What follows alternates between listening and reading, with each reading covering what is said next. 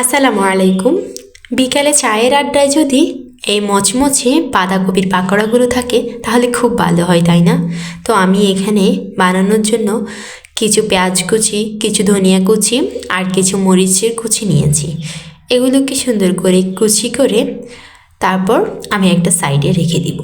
তারই মাঝে আমি একটা বাঁধাকপিকে সুন্দর করে ধুয়ে পরিষ্কার করে চিকন চিকন করে কুচি করে নিয়েছি। তার উপর দিয়ে কিছু হলুদের গুঁড়ো আর কিছু লবণ আর সাথে পেঁয়াজ কুচি দিচ্ছি। পেঁয়াজগুলো একটু বাড়িয়ে দিলে খাবারের টেস্টটা ভালো আসে, তার কারণে বাড়িয়ে দিলাম। তারপর সুন্দর করে হাত দিয়ে বাঁধাকপির সাথে আমি পেঁয়াজ, লবণ এবং ধনিয়া কুচিগুলো আমি মিশিয়ে নিচ্ছি। একদম সুন্দর করে ভালো করে মিশাবেন যাতে একদম মিশে যায় আর বাঁধাকপিগুলো প্রায় কমে আসে। আর এখানে দেখতেই পাচ্ছেন আমি কিছুক্ষণ পর্যন্ত মতে নেওয়ার পর আমার বাঁধাকপিগুলো প্রায় অর্ধেক হয়ে গেছে। তো এভাবে করবেন। তারপর উপর দিয়ে আমি মরিচের কুচিগুলো দিয়ে দিয়েছি। মরিচটা একটু পরে দেওয়ার কারণে একটু হাতে ঝালটা কম লাগে। তারপর উপর দিয়ে আমি কিছু ভাজা জিরার গুঁড়ো দিয়ে দিচ্ছি। তারপর ভাজা জিরার গুঁড়ো দিয়ে মেখে আবার উপর দিয়ে 2টা ডিম পেটে দিচ্ছি। ডিমটা পেটে দিলে খাবারের টেস্টটা অনেক গুণ বেড়ে যায়, যার কারণে ডিমটা দেওয়ার চেষ্টা করবেন। তারপর আমি আবার ডিম দিয়ে আবার কিছুক্ষণ পর্যন্ত হাত দিয়ে ভালো করে মতে নিচ্ছি।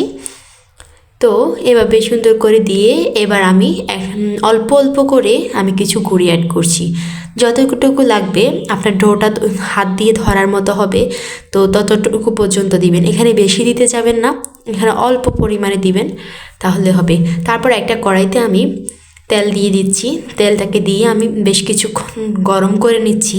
তেলটা গরম করার পর আস্তে আস্তে হাতের সাহায্যে ছোট্ট ছোট্ট করে শেপ দিয়ে দিয়ে আমি পাকোড়াগুলো দিয়ে দিচ্ছি। তো আমি সবগুলো দেওয়া হয়েছে।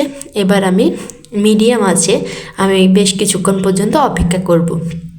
এখানে বেশি জাল দিতে যাবেন না, তাহলে কিন্তু পাকোড়াগুলোর মাঝখানে কিন্তু কাঁচা থেকে যাবে, তো উপর পাট হয়ে যাবে, তাহলে কিন্তু একদমই মজা হবে না। তো আমি হালকা যখন ব্রাউন কালার হয়ে আসছে তারপর আরেক পিঠ উল্টি পাল্টিয়ে দিচ্ছি যাতে নিচের পাটগুলো পুড়ে না যায়। তো এভাবে আমি বেশ কিছুক্ষণ পর্যন্ত জাল দিয়ে উলট পালট করে করে নিচ্ছি। আপনারা দেখতেই বুঝতে পারবেন, দেখতেই পাচ্ছেন এখন আমার কালারটা প্রায় অন্য কালার ধারণ করছে। তারপর আমি হালকা বাদামি কালার হয়ে আসলে আমি আমার মতো করে নামিয়ে ফেলবো। তারপর আমার বাকিগুলো এভাবে আমি চুলায় দিয়ে দিব। এই মাঝে আমার সবগুলো পাকোড়া ভাজা হয়ে গেছে, তা আমি প্লেটে নিয়ে নিয়েছি পরিবেশনের জন্য। দেখতেই পাচ্ছেন, সসের সাথে পরিবেশন করে দেখবেন, ভালো লাগবে।